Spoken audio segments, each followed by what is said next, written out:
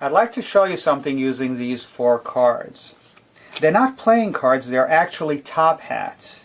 And magicians used to do a lot of magic with top hats, and we're going to use these 4 hats for this little show.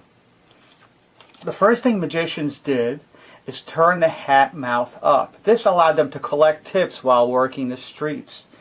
The second great idea a magician had about 100 years ago was to snap their fingers and produce a rabbit out of the hat. This ended up being the routine most magicians are famous for. But back then, people in the audience used to wear hats, so they would borrow a hat, snap their fingers, and produce a rabbit out of the hat. Things became difficult later on when people stopped wearing hats.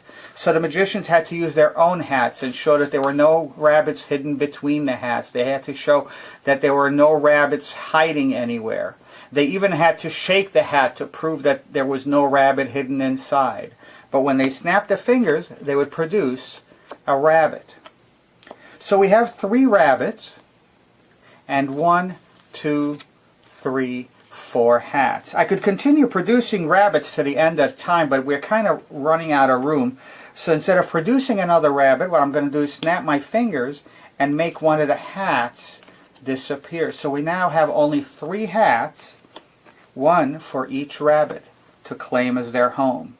Now magicians eventually stopped doing magic with rabbits too. And it wasn't because of PETA.